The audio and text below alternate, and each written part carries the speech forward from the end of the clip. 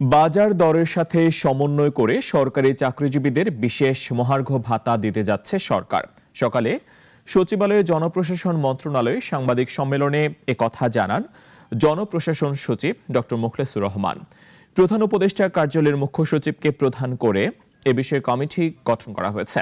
সেই কমিটির সুপারিশের ভিত্তিতে কত শতাংশ ভাতা দেওয়া হবে তা ঠিক করা হবে। পে স্কেল ঘোষণা করতে দীর্ঘ সময়ের প্রয়োজন, তাই মহার্ঘ ভাতা দেওয়ার সিদ্ধান্ত নেওয়া হয়েছে।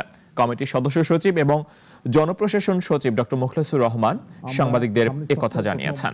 মিটিং করব এবং ওখানে একটা স্ট্র্যাটেজি কৌশল অথবা কিভাবে আপার লিমিট লোয়ার লিমিট ঠিক করে অফিসার স্টাফ স্ল্যাব ঠিক করে ইনক্লুডিং পেনশনার, এবার যাতে পে স্কেল এই মহার্ঘ ভাতার সুবিধা পেনশনাররাও পায় সেই ব্যাপারে সরকার একমত। মিলিয়ন অফার ওয়ালটন ফ্রিজ কিনে পেতে পারেন 20 লক্ষ টাকা, রয়েছে কোটি কোটি টাকার নিশ্চিত উপহার।